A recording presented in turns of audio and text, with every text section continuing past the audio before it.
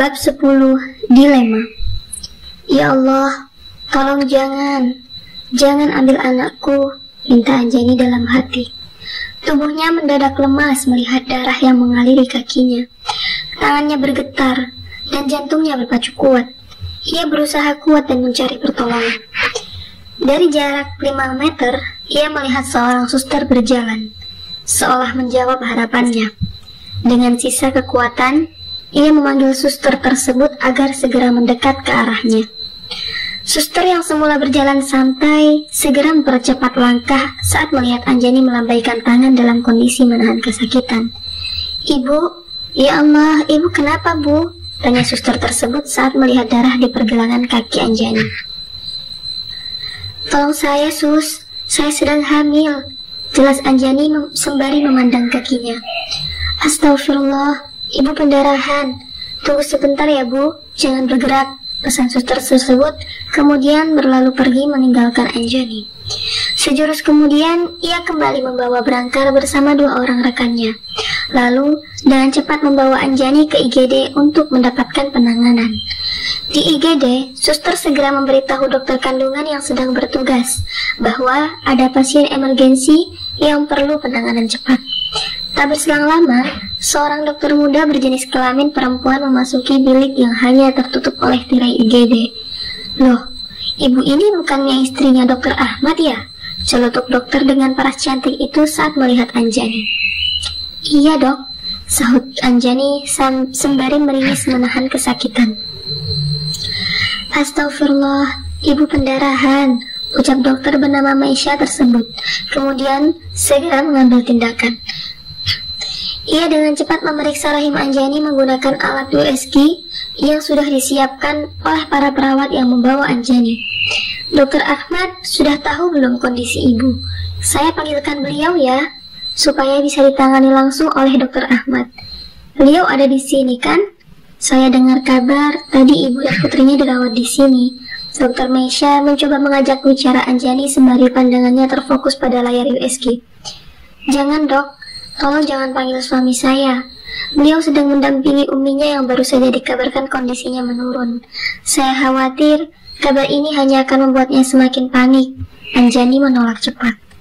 Dokter Maisha mengangguk paham, kemudian segera menyelesaikan pemeriksaan terhadap Anjani.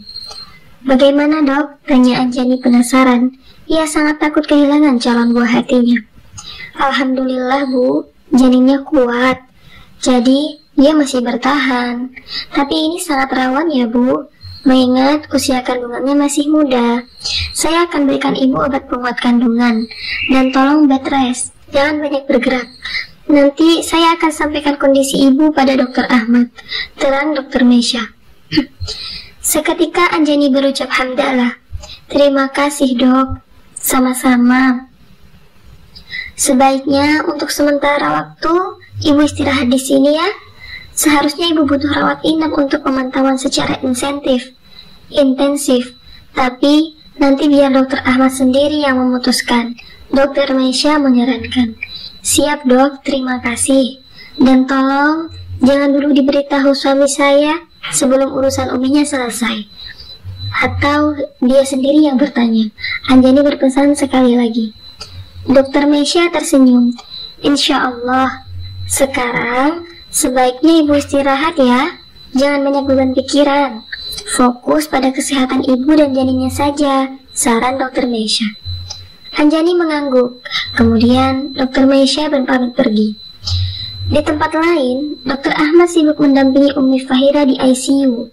Umi dokter muda tiba-tiba kehilangan kesadaran. Dan kesadarannya menurun drastis, membuatnya harus dirawat menggunakan alat pemantauan organ tubuhnya di ICU. Pikirannya kacau, memikirkan Zahira yang ia tinggalkan seorang diri di kamarnya, juga Anjani yang tidak ia ketahui keberadaannya. Saat ia berjalan menuju ICU, ia melewati taman tempat di mana ia meninggalkan istrinya, berniat ingin meminta Anjani untuk menemani putrinya. Namun, justru keberadaan wanita itu tak ia temukan.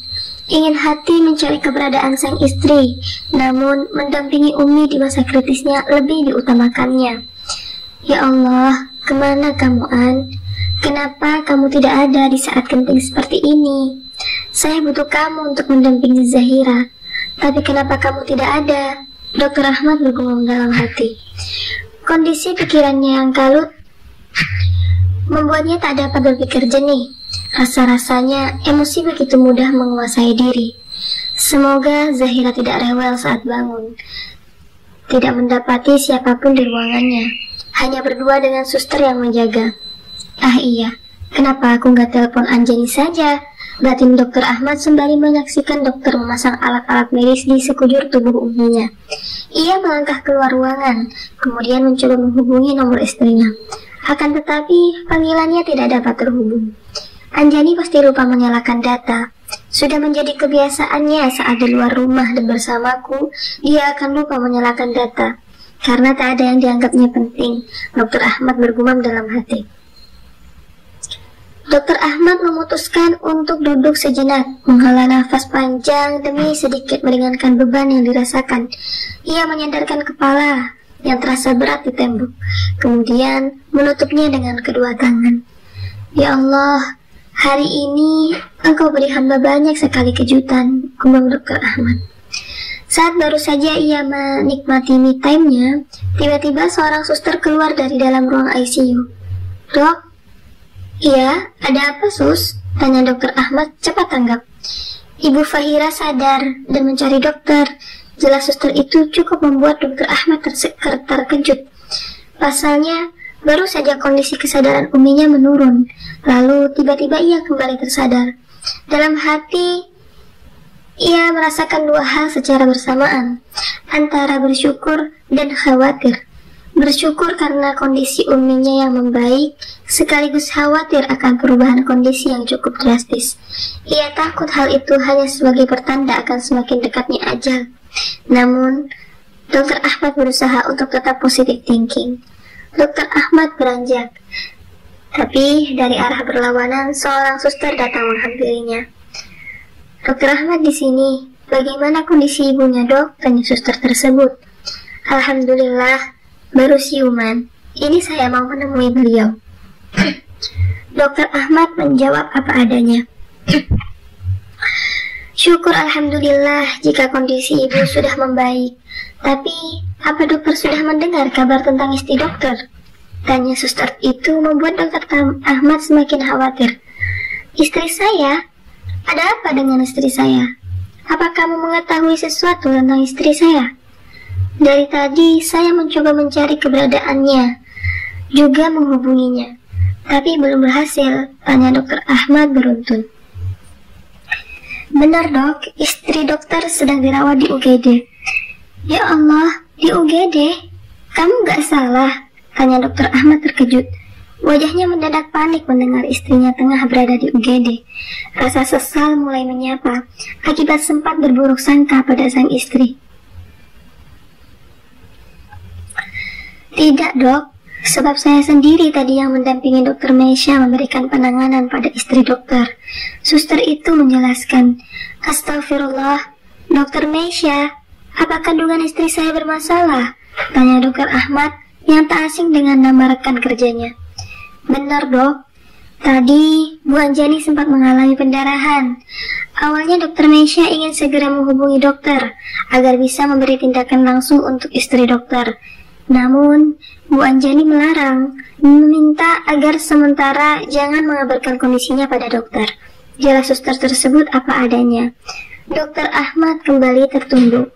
Lututnya terasa lemas mendengar kabar buruk yang bertubi-tubi.